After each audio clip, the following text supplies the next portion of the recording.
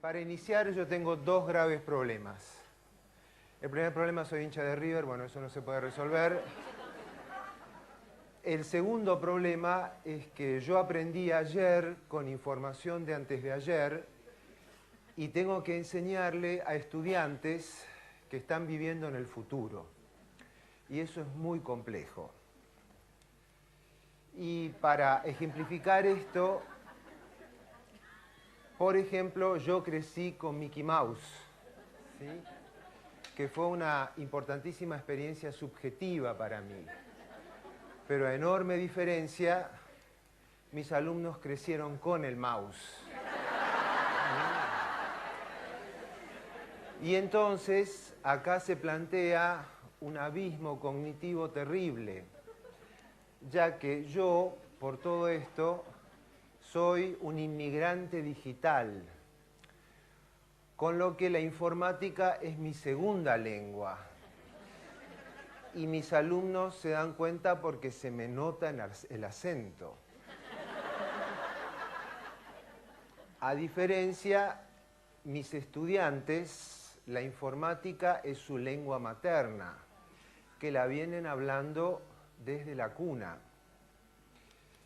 Y, como ejemplo, se calcula que un estudiante que promedia la secundaria ya ha tenido 10.000 horas de videojuegos, 10.000 horas hablando por el celular, 20.000 horas frente a la pantalla boba y ha mandado un promedio de 200.000 mails o mensajes de texto. Fíjense que cualquiera de aquellos de nosotros que hayamos nacido antes de la década del 90 no podemos competir con este kilometraje. Entonces, yo creo que una estrategia interesante frente a estos nativos digitales es introducir una interfaz digital, que puede ser un PowerPoint, puede ser una pantalla interactiva, pero ¿para qué? Porque uno tiene cada vez que dice, bueno, vamos a llenar el aula, como hace el gobierno de la Ciudad de Buenos Aires o el Estado, de llenar de computadores, pero ¿con qué sentido? Bueno, yo creo que el sentido de introducir una interfaz digital es para colocarle troyanos al cerebro de nuestros alumnos. Si no, no tiene sentido. Y estos troyanos tienen que contener programas maliciosos como lenguaje, historia, geografía, matemática, para que se puedan introducir en la memoria de nuestros estudiantes. ¿Por qué? Porque si yo convierto, por ejemplo, geografía del río Rin en una interfaz digital, esta es un formato amigable para un nativo digital. Ahora, si esto está en un libro, no solamente no leen, sino que la lectura no genera ninguna experiencia en estos bárbaros. Y yo no lo estoy diciendo en forma peyorativa, lo estoy diciendo de la misma manera que decían los griegos del siglo dorado de Pericles, que se referían como bárbaros a aquellos que no hablaban su mismo idioma. Y estos bípedos que entran en nuestras aulas no hablan nuestro idioma. Entonces, ¿cuál es la función de estos troyanos? Infectar el cerebro de nuestros alumnos con el virus malicioso del conocimiento analógico. Porque por suerte nosotros tenemos una ventaja sobre ellos, y es que ellos no tienen ninguna idea de lo que es el pensamiento analógico. Solamente lean una redacción, un mail o un mensaje de texto. Cervantes está sufriendo convulsiones en su tumba y se van a dar cuenta de que conocimiento analógico no lo tienen. Pero debemos introducirlo con troyanos, porque si vamos de frente, con la Celestina o con cualquier otra cosa, será rebotado inmediatamente. Ahora bien, para manejar las interfaces digitales, yo creo que es interesante conocer los principios neurocognitivos de cómo funcionan esos cerebros de nuestros nativos digitales. Y por ejemplo, un principio neurocognitivo es el de relevancia, que nos dice que para que una comunicación sea más eficaz, uno no puede introducir ni mucha información ni poca información, porque uno hace cualquiera de estas dos cosas y la comunicación va a ser ineficaz. Entonces, esto es un ejemplo típico, al menos, en las aulas biomédicas. Para que ustedes vean, estos son los pasos de la erección sexual masculina.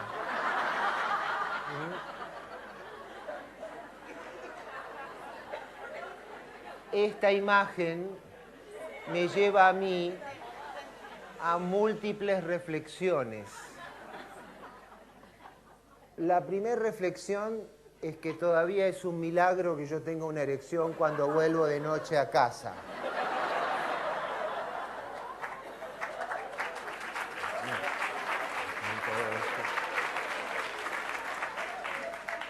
La segunda reflexión es en qué estuvo pensando el docente cuando colocó esta imagen en una interfaz digital.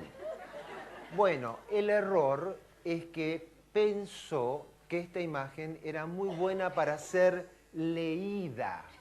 Claro, yo tengo el libro y yo puedo franelear durante horas con la imagen, los subtítulos, pero esta imagen es pésima para ser vista. Este docente no está alfabetizado visualmente. ¿Y qué es lo que no tuvo en cuenta este docente? No tuvo en cuenta el principio básico de todo presentador visual, que es la técnica KISS.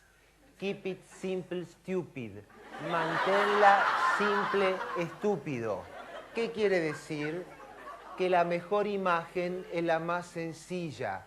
Cuanto menos flechitas, crucecitas y palabritas, mejor la va a recibir el nativo digital.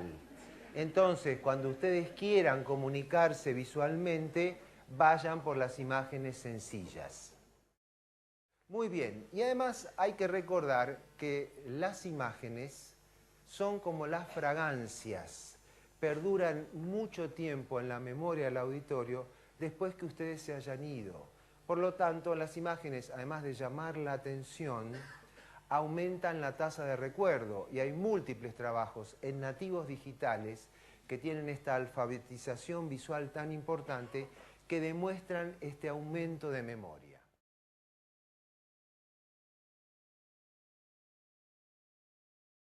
Luego, nunca apaguen la luz cuando utilizan medios digitales, ¿sí? ¿Por qué? Primero porque desaparece Charlize Theron y Brad Pitt, ¿eh? Y eso es totalmente inadmisible. Todos me dicen, bueno, pero se ve mejor la diapositiva. No me importa un corno. El que mejor se debe ver soy yo, ¿eh? Entonces, y además sucede una epidemia muy interesante desde que se empezó a utilizar el PowerPoint, es que está todo en la caja boba, porque antes, cuando uno daba la clase con el pizarrón y la tiza, la clase está acá. Ahora en la universidad me da la sensación que es un enlatado, que la clase la da el profesor titular, el adjunto, el heladero, el bedel o el portero que está enfrente, y como está todo escrito, no hay ningún problema. Y entonces de ahí la desesperación que se vea la diapositiva. Pero entre que no se vea Charlize Theron y Brad Pitt y no se ve bien la diapositiva, no hay ningún lugar a dudas que no se pueda apagar la luz. Otro motivo por el cual no se puede apagar la luz es que una voz en off hablando en la oscuridad es el mejor remedio para el insomnio. Se duerme hasta el último miembro del auditorio. Entonces, salvo que ustedes trabajen como agentes encubiertos de docentes, no apaguen la luz. Muy bien, las letras son como los caminos y cuantas más curvas tienen, más lentamente se leen. Y se calcula que una buena diapositiva se tiene que leer en 6 segundos, que es el tiempo que puede tener el auditorio para leer la diapositiva y no perder el discurso del orador. Entonces yo quiero letras que se lean rápido. Y yo tengo dos tipos de fuentes. Fuentes con curvas, que se leen lentamente, las Times New Roman, por ejemplo, y fuentes sin curvas, que se leen muy rápidamente. Por lo tanto, yo siempre voy a elegir fuentes sans serif, fuentes sin curvas que se leen rápidamente, como el Arial Black, Tahoma, Verdana. Son muy simpáticas, todas esas que tienen un montón de curvitas, pero esas guárdenlas para el Word, no para el Power. Muy bien, tamaño de letras. Esto es como en el sexo, cuanto más grande, mejor. Esta charla está hecho con títulos de 44 y texto de 32, pero ustedes le entran a 120.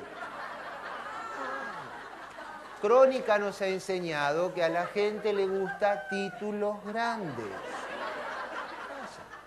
Y además es un protector contra idiotas, porque viene y me dice, Roby, no puedo escribir todo lo que quiero. Yo no quiero que vos escribas en la diapositiva. Vamos a ver que la diapositiva es para otra función, no para escribir. Las diapositivas de PowerPoint no están hechas, lean mis voluptuosos, carnosos y sexuales labios, para ser escritas.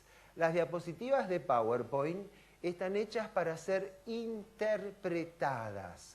Por lo tanto, acá fundamentalmente tengo que poner imágenes, especialmente si tengo un auditorio de bárbaros nativos digitales, tengo que poner imágenes que representen analógica, metafórica o simbólicamente el concepto que yo estoy explicando. Y además, si está todo escrito acá y yo lo estoy leyendo textualmente, ustedes en el extremo distal del tubo digestivo no tienen la sensación de decir, y flaco, ¿me lo hubieras mandado por mail?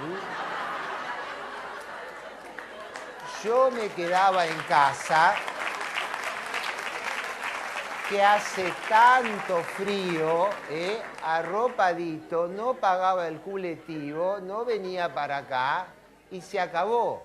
Muchas veces me dicen, Roby, mandame la presentación por mail. No puedo, yo no entro porque la presentación soy yo.